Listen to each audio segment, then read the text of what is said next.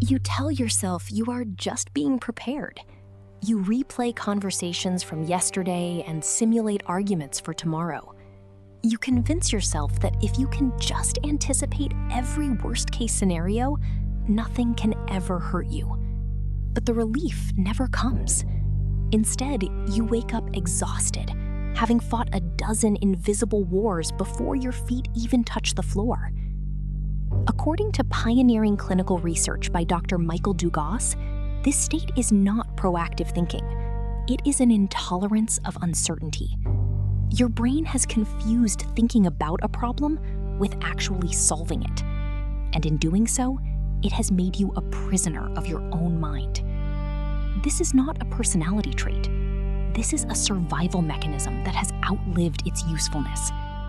Today, we dismantle the psychology of chronic overthinking and reveal what your mind is truly running from. Most people believe worrying is an unwanted symptom of stress, but psychologists identify it as a cognitive avoidance strategy. Dr. Thomas Borkovec, a leading researcher at Penn State University, proved that worrying is primarily linguistic rather than emotional.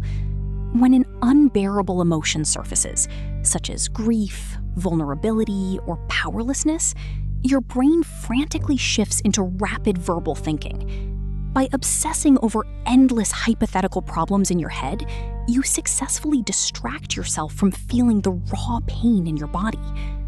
In psychological terms, overthinking serves as an emotional buffer. It creates the illusion that you are taking action while keeping you entirely detached from reality. You trade acute emotional vulnerability for chronic mental exhaustion. And to a threatened brain, that feels like a bargain.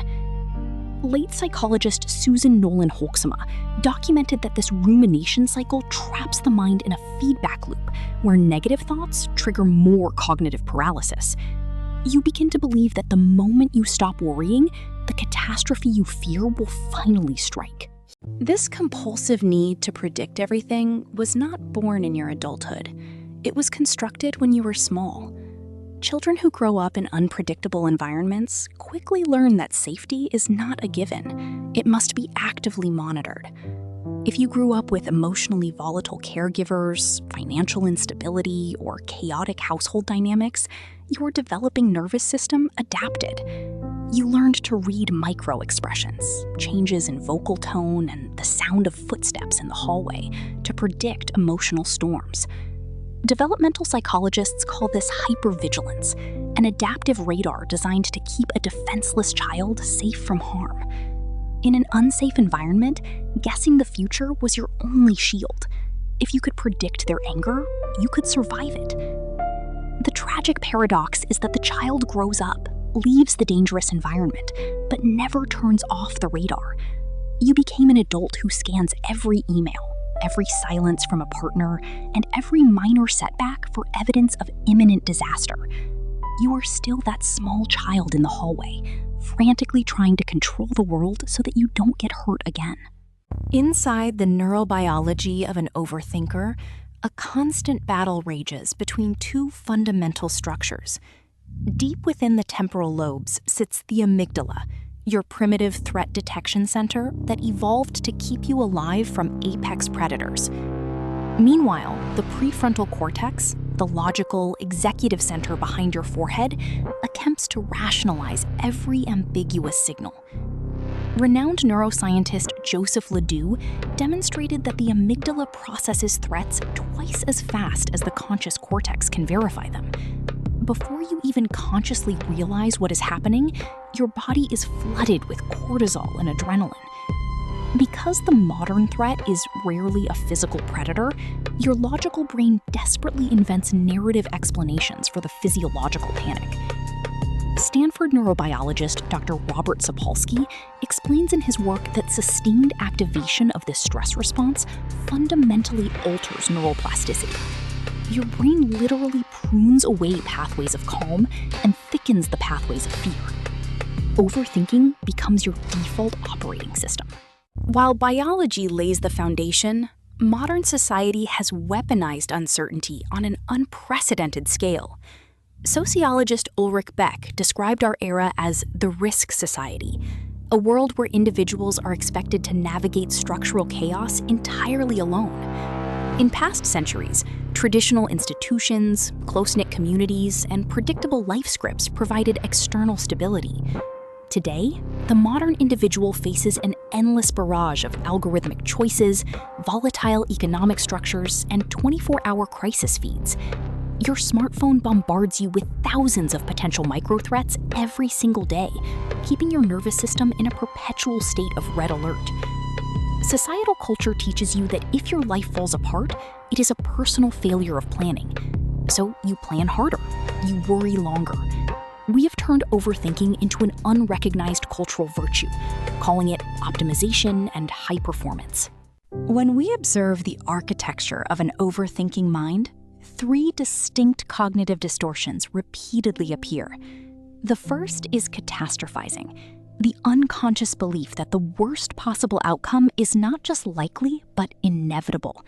Your mind ignores 99 positive or neutral scenarios and fixates entirely on the single path that ends in disaster. The second is mind reading, convincing yourself that you know exactly what others think about you and that their judgment is condemnatory.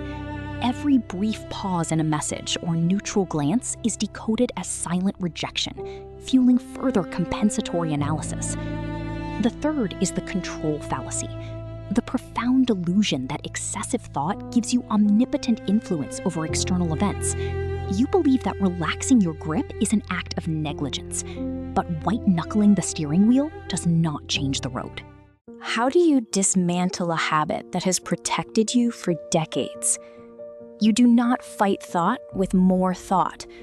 The first clinical step is somatic grounding. You must bring the mind back into the physical body, where safety actually exists.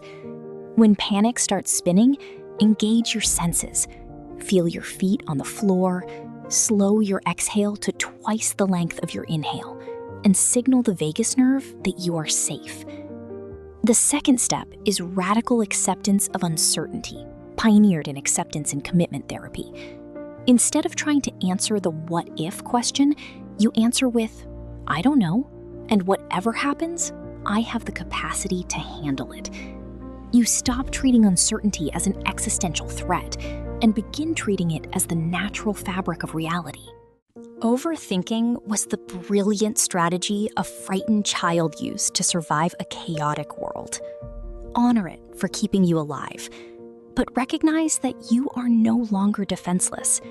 You no longer need to exhaust yourself to earn the right to exist in peace. Real strength is not controlling the storm. It is knowing that you are capable of surviving the weather.